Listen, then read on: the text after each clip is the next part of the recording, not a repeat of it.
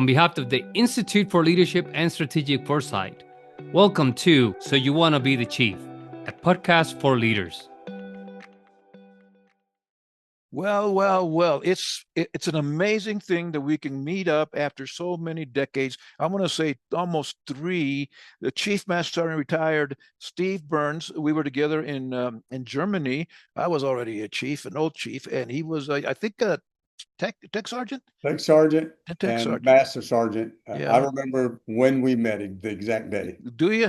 Yeah. Yes. You and Bob Gaylor, Chief Bob Gaylor, he could do that. Yes. I don't remember what I had for. Did I have lunch? I don't even know if I had lunch. It ain't old age, though. It's the altitude. I live at 7,500 feet. So correct. You're at sea level, I think, if I'm not yes, mistaken. Sir. Yes, yeah. Sir. Well, good to see you, Steve. It's been a while, and I hope you've been healthy. You look healthy. Yes. Now, you're living in Biloxi, I think, right? Correct. I'm back to the base that I actually got stationed at as an airman out of basic training. Is that right? Keesler. Yes, yeah. Kind of full circle. Yeah. Yes, sir. Because it's changed yes. since you were there the first time. Yeah. Now, and I can't remember. I was there about 6-7 years ago, but it's interesting because my wife, because we lived there for 4 years, and my wife said, go back to, I think we lived in East Falcon. That's the housing area that off base. And anyway, she said, go back and see if the house is still there. And no, it's not. Everything that hurricane took everything and they redid everything. And which is, the good thing is that it got redone, but the bad thing is that it got torn up pretty badly. Well, it was destroyed. But nonetheless, hopefully we'll pray that you don't have to go through that again, because that was just crazy stuff. And hopefully you won't have to do that. But now, how long did you serve, Chief? I ended up serving 28 and a half years. 28. Okay. Yes. Right. A job came open. I was in California. I thought, man, at 30, if there's not really a job, you can't stay in California on chief retirement pay. Right. I had a daughter in college. The umbilical cord wasn't going to stretch far enough if we moved out of state. So I had a job at Airman Family Readiness Center, and you know about that. Yeah. The director said, hey, if you're willing to retire, I can't guarantee you I'll hire you, but I'm going to hire you. Yeah. And so I thought, I went to my commander, the group commander, and said, you know what? I think I'm going to do a 60-day retirement. This opportunity doesn't come along very often, and it may not be there at the 30-year mark. Right. And I want to keep my family grounded for right now. Yeah. And that's what you do now. You're doing that type of stuff, or what are you doing? No, sir. I soon got out. I was out in Airman Family Readiness for a year.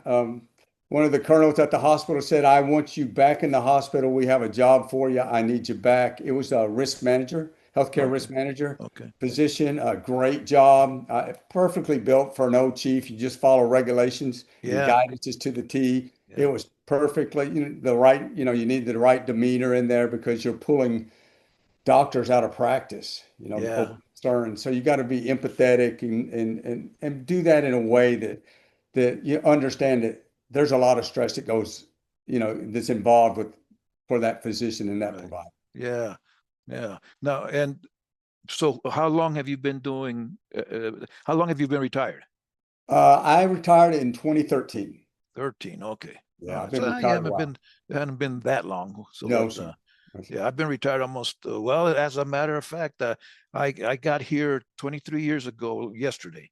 So, it's been a while, and I'll tell you what, you don't understand this yet. You think you do, but you don't. As you get older, it goes quicker. Every day is like, wow, didn't I just do this? Oh no, that was yesterday. So, but that's inevitable, and that's okay. So, yes, sir. But now, and you were a medic, right? Correct. You did PME. I know you did PME for several years, but you were a medic originally. Correct. First 12 years, I was a medic. I was a med tech, a 4N. And then for 2 years, I was a certified occupational therapy assistant, nationally certified, Florida license. I kind of cross-trained into that. And then I got a call 2 years in that, hey, that's going away. Your career field's going away. You better go find a job until we figure out what we're going to do with people. We were only 65 total people in the career field, officer and enlisted. So it was very small, no real readiness mission. Yeah. So they were trying to figure out what they were going to do with us. And he pushed me towards PME. Yeah. And that's how I ended up at Kissling. Yeah. And how long did you do that? I did. altogether? I worked at Kissling for 3.5 years. I was only going to do three. The chief that came on said, "Hey, will you give me 6 more months?" And I said, "Yeah, I'll do 6 more months." And then Airman Family Readiness came over, Yeah. and you came and spoke to me, if I remember correctly, because I Right. replaced. There was a master sergeant there, but you came over and spoke and said, "Hey, we want to bring you over there." Yeah. Yeah. I can see his face. Joe. I can't remember his name, Yeah, but again, that's not old age. It's not old age. It's the altitude. So it's I that can't even out. say that anymore. It's So, that fresh mountain air. so anyway, Chief, having the experience that you had, and there was a lot of diversity there. Yes. What do you think makes a good chief, especially nowadays? Now, do you work with any chiefs Yes. directly or Well, I work in the hospital now. Now I'm the quality director. quality? Okay. So I elevated myself to the highest level of incompetence. Is what I always tell people. I was very good risk manager, quality director. Really is more geared for a nurse, to be honest with you. RM would be, and I've told my doc that, hey, when I get out, you really need to look at a nurse. Yeah. It's just better served by that specialty. Yeah. But I think over the years, the chiefs I've met, the first thing I always admired was their honesty, Hmm. their willingness to be honest and speak truth to you. Yeah. And I remember there was a chief at the FSS over in Germany, and I cannot remember her name. Her first name was Angela, but I didn't call her that. She called me over one day and she said, "Master Sergeant, you just coasting right now. I know you're gonna make senior, but you're just coasting this year. I need more out of you. I Yeah. don't have a good master sergeant over in FSS. You're over there hiding out in family support. I need you to get more involved in stuff over here." Yeah. And I thought that's what a chief's supposed to do. Yeah. Yeah. Recognize that, hey, I need to motivate that sharp troop still needs motivation every night. And her honesty, I just went, that's an honest appraisal, Yeah. Uh, It seems to me, Steve, that I mean, culturally, we're missing that, man. yes, Everybody, hard to tell anymore what's true and what isn't true. correct. Although, after a while, you figure that out. If that person, that organization keeps telling you the same thing and it's always a lie, eventually you figure they're liars. But Correct. there's so much. What is the kids used to say? TMI, too much information Right. bombarding you that you don't really know. Do I trust this organization? Do I trust this stuff that they're telling me, and or not? And of course, there's so much propaganda out there politically Yeah. and everything. I want, and I'm going to live up to this.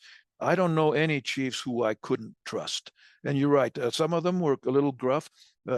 Airy, I don't know. You may have gotten to meet Chief Airy. I love that Yes, guy. Although I did too. he was funny because he never got my name right. He'd say, "Hey, Vasquez." I said, "Sir, Chief, my name is Vasquez." "Okay, Vasquez," and then we'd go on because Yes. it's not gonna work. Right.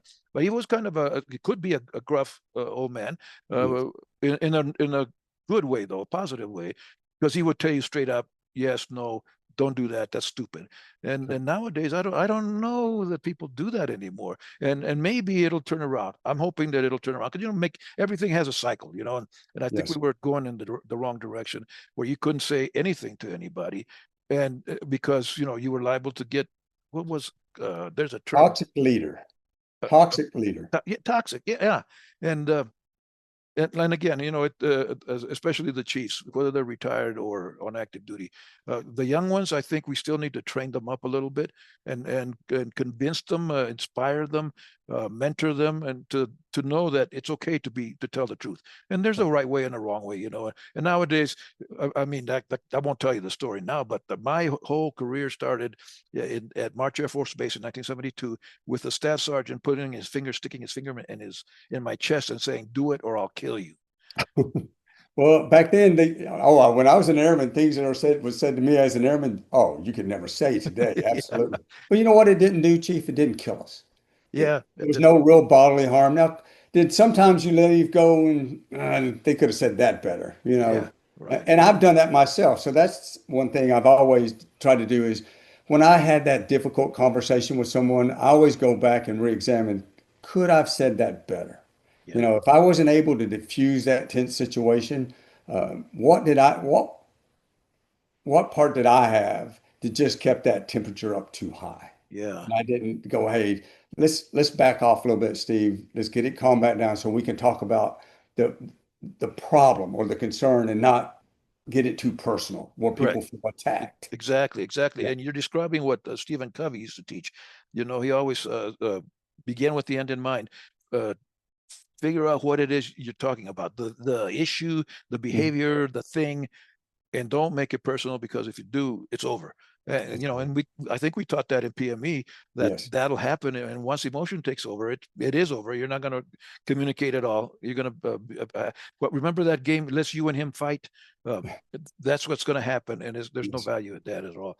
But how can a new chief work on that, Steve? What advice do you have for a new chief to be honest, to be able to be honest? Because again, it's kind of tough, and again, I don't think we've made the full transition. Eventually, maybe, and that I think Secretary Heck said that regardless of how we think of him personally or politically, that's what he says he wants to do. He wants to be straight up like we used to be, and I can live that way. You know, it's a lot better than not knowing what the heck's going on or being treated like a baby, you know, because I'm too old for that stuff, you know. Right. You know, one thing you asked me, do I have an opportunity to mentor the chiefs at Ramstein? I mean, here at Keesler, and I will tell you, there's some that are open, some don't want to hear anything from an old chief. But the one thing I always preach is leadership's not a popularity contest. Right. Being popular doesn't mean you're being effective. Right. So you have to be willing to be honest, but you have to have the courage. First, you have to have that. Do you have the courage to be honest? You know, or are you that person that avoids that difficult conversation? But if you're willing to have that difficult conversation, have you developed the communicative skills necessary to communicate your thoughts in a way that that person wants to accept it, and also feels they have the ability to disagree and have that hard conversation without this permanent, now chief doesn't like me and that person's after me. Yeah. You know, I'm Italian by birth. People don't realize my name was not Steve Burns when I was born. It was Gianfranco Orbeza. I was an orphan from Venice, Italy. A lot of people don't know that about me. Yeah. So, you know, I was raised, though, adopted by an Italian mother and you know, brutally honest. But she said it in a way most times that you could accept. And that's what I always try to do. I would never shy away to a difficult conversation because I thought it had to happen. But I wanted to be honest. And sometimes honesty means I don't know. You know, I think the chief oftentimes have a lot of difficulty being honest, saying, I really don't know the answer to that. Now, I'm going to try my best. Here's what we'll do. You go see what you can find out. I'm going to see what I can find out. And then we're going to meet together and see what we come up with and come to. I think chiefs oftentimes are afraid to say, I don't know about something. We don't have to have the answer to everything. Right. We didn't get better looking or smarter just because we've sewn on the rank of Chief Master Sergeant. Yeah. But first, I think you have to have the courage and willingness to speak up and then possess the necessary skills to communicate that in a way that you don't create an enemy. You know what I mean? Yeah. Well, and I've said this 1,000 times on this program, but when I became a chief, Steve, chief, and people ask me, what was his first name? I don't know. Chief Gwaltney. I have no idea what his first name was other than chief. He took me aside and he said, Bob, if you want to be an effective chief, you have to be willing to get your butt chewed at least once a week. Mm-hmm. You know, and at first I didn't understand. It didn't take long to understand, but you have to, you're right. You have to have the courage to be honest with whoever. And, you know, a lot of times I think that chiefs believe that they work only for the colonel or above, you know, because here I am at the, you know, the top 1%, and the next group is the officers. And I don't think that's true. You got to be honest and truthful with everybody, even your family, your wife. Man, you know, we're coming up on Thanksgiving. And I remember one time, if you remember, I was in the band over at Ramstein, and we were getting ready to go to Bosnia. The war was going on in Bosnia, and we were going to go do some USO type shows. And you know who I forgot to tell we were going to be gone for Thanksgiving? Mama. I can see it now, Steve. I walk into the door, and Deb says, the first sergeant's wife, Lori. Lori called and she said that you guys are going to be in Bosnia on Thanksgiving Day. Oh, crap. Yes, baby. And I'm going to get you a BMW. Yeah. Yeah. Because, I screwed up. But even that sometimes is tough. Steve, Yes. I don't know, with my family, with my girls, I was pretty honest with them most of the time. Some things I couldn't tell them. 9/11, there were things Right. that I couldn't tell them and all that kind of stuff. But otherwise, I always kept them abreast of what was going on. And that's part of being a chief too, I think. The family, the person. I was going to be a lieutenant. I don't know if I'd ever told you that, but I have butter bars somewhere hidden where I was going to be a lieutenant. I was going to get my degree and go on to OTS until I met Chief John Sterl, and that was at Rantoul, and but anyway, I met him. And he was, to me, the epitome, man. He was militarily, he was an amazing leader, and he had a great family. So he could balance those two things out, And I watched him and I learned from him as best I could how to do that. And I think sometimes we forget, leading is leading. It doesn't, whether you're at work or at home, it's really the same skills, if you will, and really mostly, I think, the same attitude. We're here to do something great, to keep people alive, to keep people happy. And if you think about that, it's by the time you make chief, you're not the expert at doing whatever it is. Right. Each of us, you and I, went off and did some different things. You weren't a medic for very long. I wasn't a musician for that long either. So, and back in the day, again, a chief was a chief first. You happen to be at the med group, you happen to be in the band, you happen to be whatever, but you're a chief first.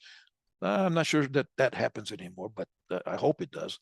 Right. And the other part of that courage is also being willing to admit when you're wrong, when you handled something incorrect. Yeah. And I remember more than a few times that I had interactions with people that I called them back and said, "Listen, what I said to you was accurate, but how I said that, I could have said that much better." And I think if I would have said it better, you might have been more receptive to it. Yeah. And I apologize for how I said something to you, because I need to show you the same respect in my communication as I expect from you. Right. And we'd walk and I wanted to make sure. And I'd always go back and check, because just because they say they're all right doesn't, Chief, doesn't mean they're always all right. So I used to like to really follow up. I worked in the hospital at Travis. I was the group chief there, and there were 13 other chiefs.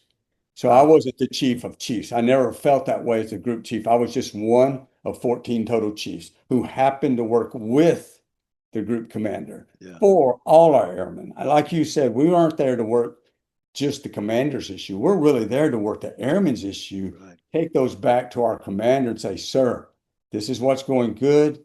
This is what's not, this is their concerns. These are their concerns. And how can we, what can we do to address those concerns?" You know what I mean? You can't solve all of them. You can't always give them what they want, but find out what the big rocks are and do your best to take care of those for you. And collaborate with each other to do it. I had this conversation 2 days ago with Lieutenant Colonel, one of my proteges, about I've always been a leader, always. I mean, from day one, I've been a leader, and I don't know what your thoughts are, but people say that leaders are made and not born. Well, not all. There are plenty of people that I know were born leaders, and I was, evidently, because I always have been. But anyway, having said that, the toughest group I ever led was the Chiefs group. And that was at I went to Fairchild.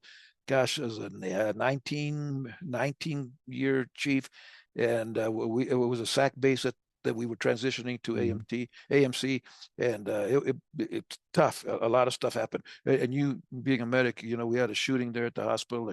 Like 5 people got killed, 21 were injured. Buff crash that same week. A lot of crazy crap happening, and then the general hires me to lead the Chiefs. Wow. that was tough, because every single one of them thought they were the leader. And they would, no kidding, they would pull me aside, and probably 80% of those chiefs had been there 20 years.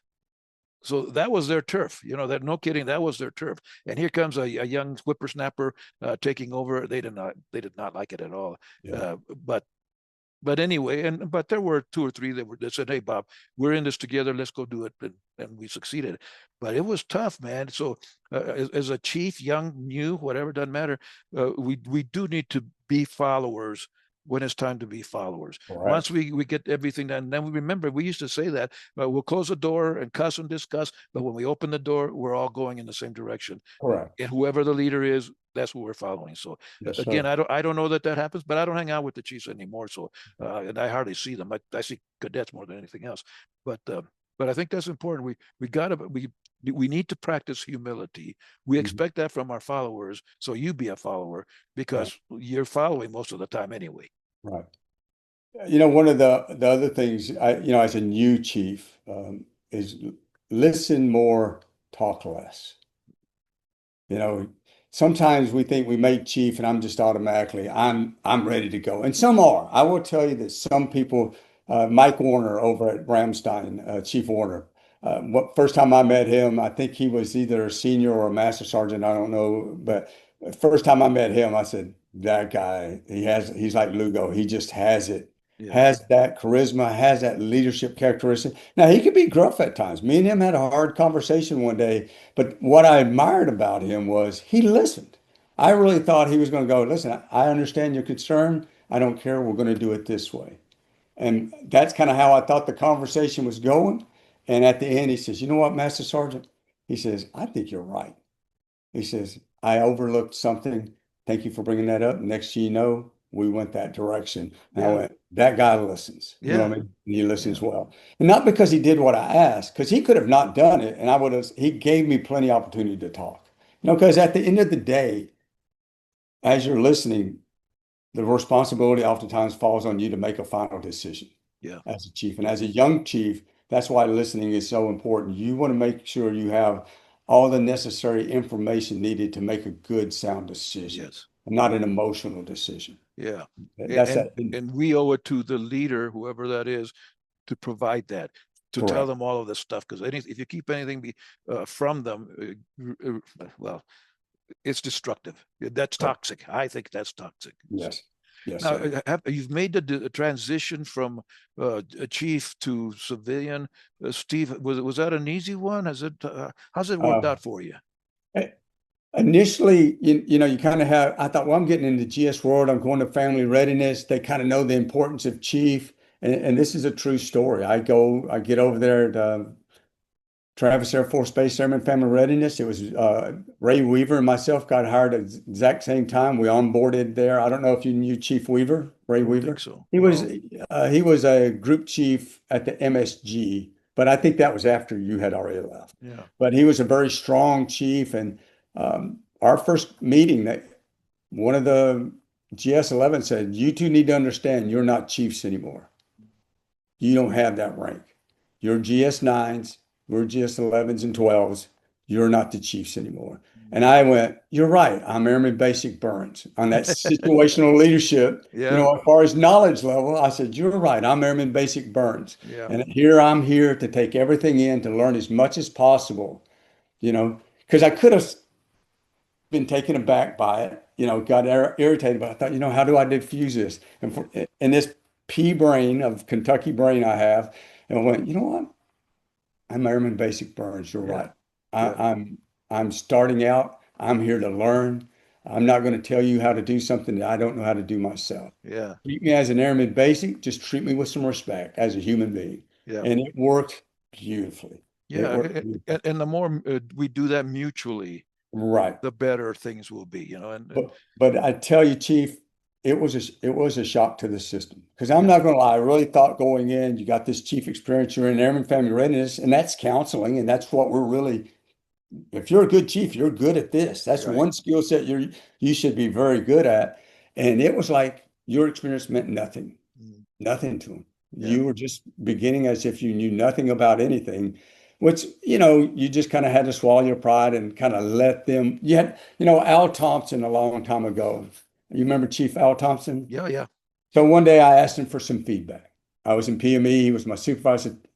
Hey, everyone tells me how great I am. Big deal. What are my faults? I know I have them. For whatever reason, no one will tell them. Oh, no, you're great. I said, Master Sergeant Thompson, tell me what I can improve on then. He said, the only thing I would tell you is pick and choose your battles. Mhm. He said, I will tell you this, you're right almost every time you bring something to us, but every once in a while, just let the other side win a battle unless it's life or death. Yeah. And that was some of the best advice I ever got, that Yeah. pick and choose, as long as they're not wrong. You know what I mean? I Right. said, got it. He says, Right. because, we're all A personalities, and, I would just recommend you pick and choose your battles. And, Yeah. and that was a valuable lesson for Yeah. me, Yeah. and I thought, man, out of all the things he could have told me, that was the one thing I had to admit, yeah, that's something I have to, Yeah. I'm Italian, I don't shy down from any argument. That's right. And I'm not saying that's a good trait. I'm just Right. saying Yeah. it's a truth. It's a factual trait. Yeah. But I thought it was, what great feedback, Yeah. because he could have easily just said, no, you're great, you're great. Um, but I admired his honesty. I told him, man, I'll never forget that, Yeah. that you gave me something I could take back and use. Yep. You know what I mean? And become a better leader, a better airman. Indeed. Yeah. Indeed. And Yes, Al sir. is a great man. He really is. Yes. One last thing, Chief. What advice do you give Airman Basic Steve Burns? He's got 25, 30 years ahead of him. How can you start him off so that he's successful? I'm going to tell you a little bit about myself, if you don't mind. Sure. When I came in, I came from a pretty rough life. My father always told me I'd be nothing, amount to nothing ever. Now, I got a college degree before I came in. I was supposed to be commissioned in the United States Army, but something happened to my sister while she served. They did her unjustly. She was stabbed and hurt really bad, almost killed, and they did nothing to the man that did it. Well, I was not going to serve for that organization. Yeah. I was not. They just swept it under the rug because, back then, attacks on women, they just tried to sweep it under the rug. It was bad press. Yeah. And so I went to my ROTC guy and said, I'm out. I was in my junior year. I was actually up at the top of that list of the ROTC. He loved me. That colonel loved me. And I said, I'm out. And then just coming in, in the military, I just never believed, I think I heard one of your talks. I was only going to do 4 years. My dad just said, after you do college, just promise me you'll serve your country for 2 years. I said, Dad, they don't have 2-year enlistments. You have to do 4. He said, just go in the Army. No, I'm not going in the Army. So I came into the Air Force, and I was only going to do 4 years. And I just loved the structure. But I tell you this, if I had to meet Airman Basic Burns, I'd say believe in yourself more. Yeah. Chief, I didn't believe I was going to be a chief. The day I believed that I had a chance of making chief, Audrey Thompson at the Airman Family Readiness, she ended up being the superintendent, and she said, hey, we're going to do your career counseling. And the word was already out. She was brutal. If she didn't think you were worthy of senior in chief, she told you, and that was that. Yeah. And I thought, well, this will be a short discussion because, she was my commandant over at the academy. Yeah. And she looked over my records and she said, Master Sergeant Burns, she says, you're going to be a chief one day. And I chuckled, like, you're right. And she said something funny because she didn't really we didn't have the same humor. So I said, she says, you don't believe you'll be a chief? I said, not at all. She said, why? She said, I read your EPRs and you've done so much. I said, yeah, but I don't know how to, talk to the chiefs and when you would come around, I just let you talk to everybody else. Yeah. She said, that didn't mean you went unnoticed. Yeah. Oh, so, and and she said, but you never let us put you in for any awards, and they're necessary evil. Yeah. So you're going to do what I asked you to do, and you're going to make senior in chief. And I did. She put me up for awards, and shockingly enough, I won them for the year. But I tell you, just believe in yourself more. I really came in the military not believing that I would ever amount to anything. Yeah. And that's just being honest. Yeah. You know what I mean? Yeah. But it was the military and the leaders in the military that slowly but surely got me to believe, even as an airman. There were officers and even those senior NCOs would tell me, your intelligence intimidates us. Dude, I'm from Eastern Kentucky. You don't have a high bar here. Yeah. And I said, okay, I don't know what that means, but they just kept building me up and telling me you lack belief in yourself. Yeah. And you know, but it worked. It worked.